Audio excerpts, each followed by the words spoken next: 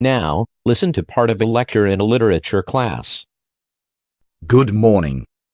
Today, we are going to start reading James Joyce's most famous novel, Ulysses, first published in 1922. As I suggested yesterday, this novel was perhaps the most influential of the 20th century. It sealed Joyce's place as the greatest writer in the English language since perhaps Shakespeare. Now, as I also suggested yesterday, there is some connection in Ulysses to the much shorter novel that Joyce published before it.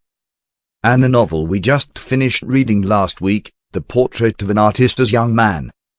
In terms of similarities, the character of Stephen Dedalus, who is supposed to be Joyce himself, appears in both The Portrait of an Artist as Young Man and in Ulysses. Moreover, the setting of both books is that of Dublin, Ireland. However, in all other respects, Ulysses is a far more complex and mature work than is The Portrait of an Artist as Young Man. So then, let's review the plot of Ulysses and talk about some of the techniques that Joyce uses in the book. And, you don't have to worry about me giving anything away. The book is so complex and rich that we will do summaries like this, after almost every chapter, just to maintain basic understanding. Are you ready then? Okay, let's start. I already mentioned that Joyce made The Portrait of an Artist as Young Man a semi-autobiographical book, with the character of Stephen Dedalus playing himself as a young artist. Well, Ulysses is a bit different in that it is not so much autobiographical as it is a historical epic. You see, Ulysses takes its title from parallels Joyce established between the adventures of his main character, Leopold Bloom, and those of Ulysses, the hero of the great Greek epic poem, the Odyssey. Most of you read that epic poem in high school, right?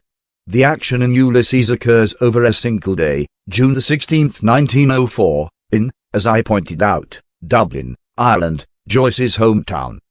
Bloom's one-day adventures in Dublin mirror the many years of wanderings Ulysses endured, as he tried to return home to Ithaca, Greece, after fighting in the Trojan War.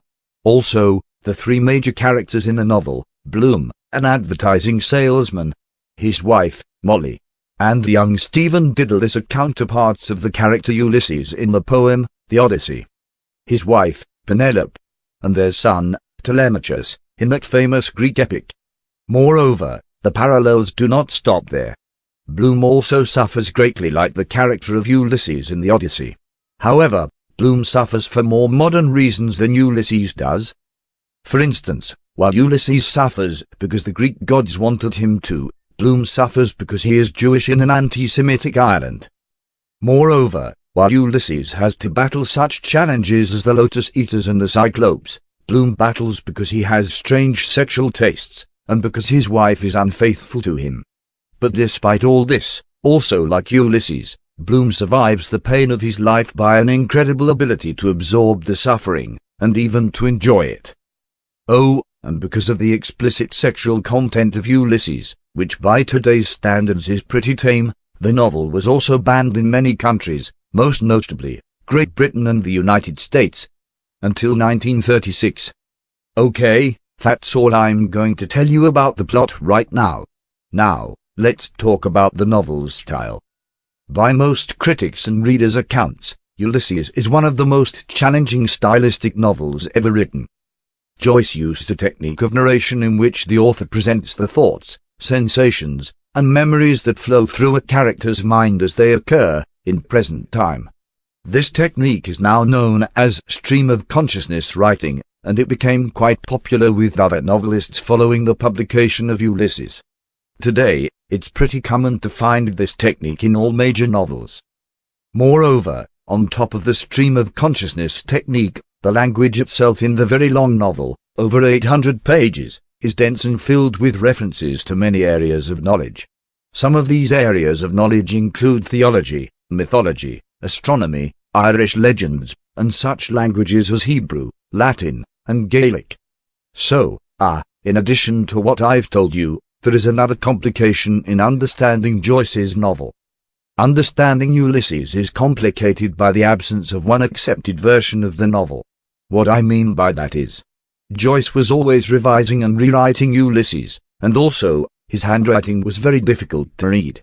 As a result, the first edition of Ulysses does not reflect the author's intentions and contains many errors in spelling. Yes, you heard me correctly. Joyce was a horrible speller.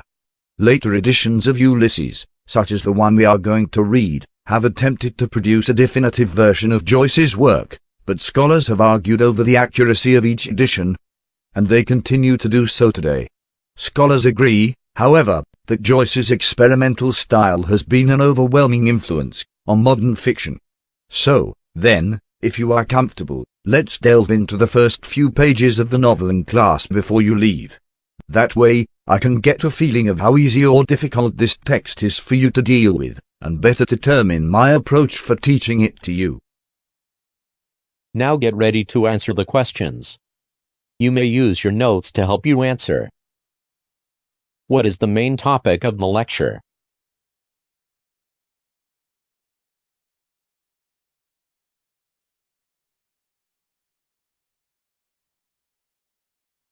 According to the professor, how did James Joyce's Ulysses mostly differ from his The Portrait of an Artist as Young Man?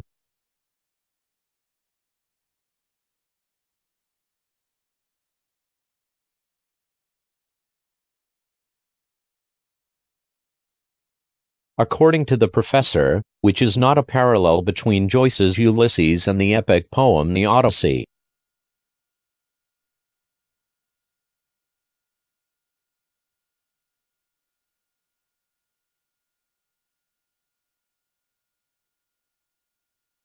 What are two stylistic devices James Joyce used in Ulysses?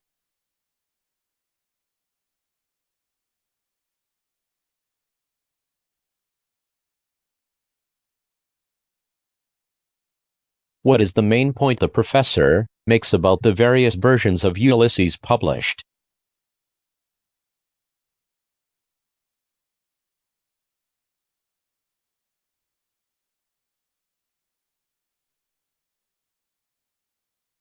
Now listen again to part of the lecture.